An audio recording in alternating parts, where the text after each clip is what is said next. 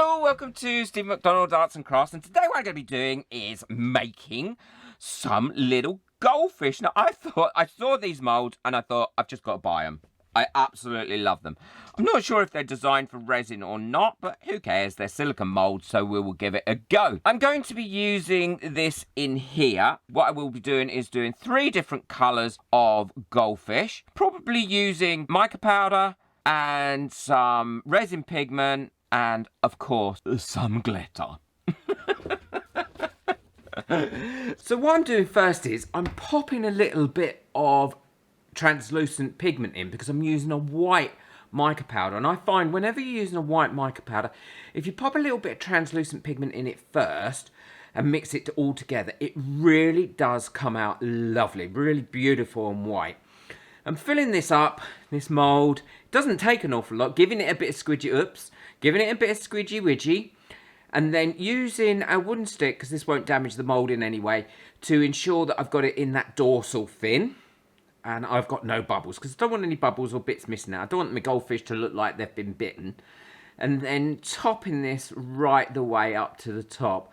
I will leave these for about 5 minutes and then go over them with a long neck lighter to get rid of any bubbles, just in case there's any bubbles come up. But I did mix my resin to avoid as many bubbles as possible. And if you want to know how I do that, then check out the video that I'll link at the end. It really will help you.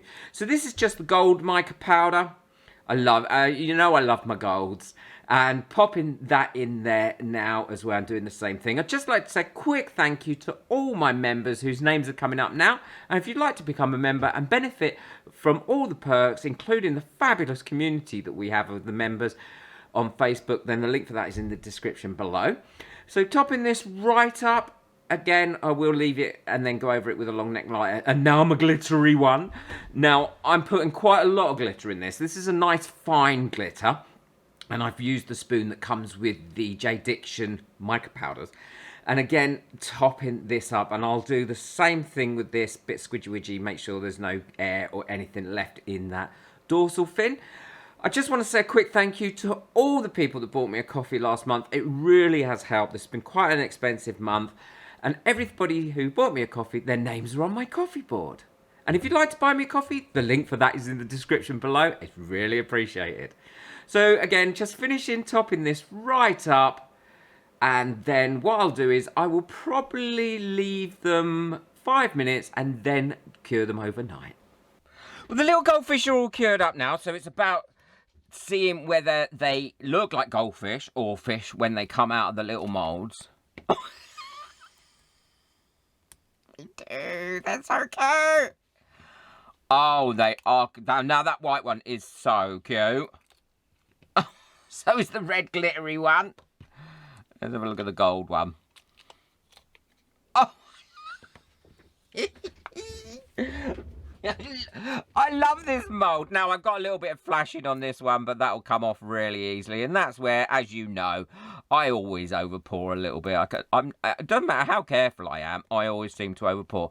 I'll just nip in there with my trusty deburring tool. Get that out.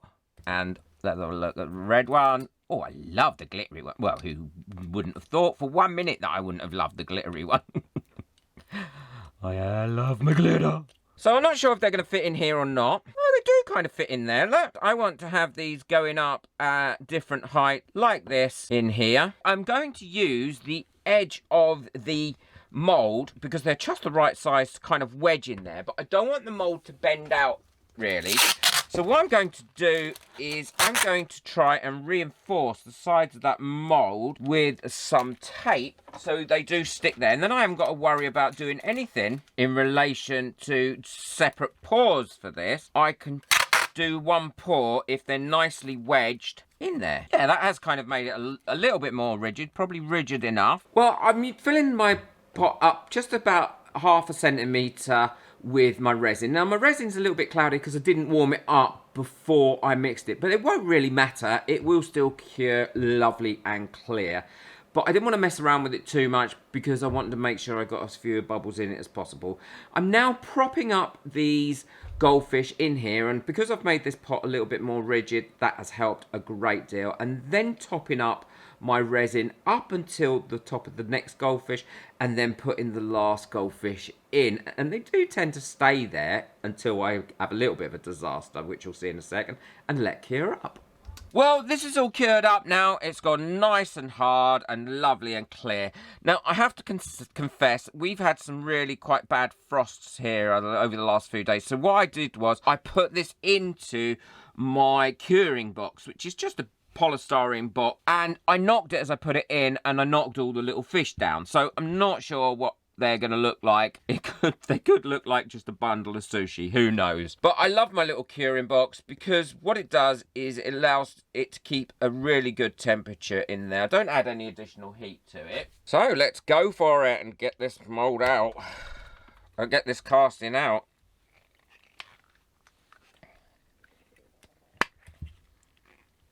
There we go. And I do love these little goldfish molds. I think they're brilliant. Overall, I think that's come out okay. What do you think? That glittery one is beautiful. I do love that.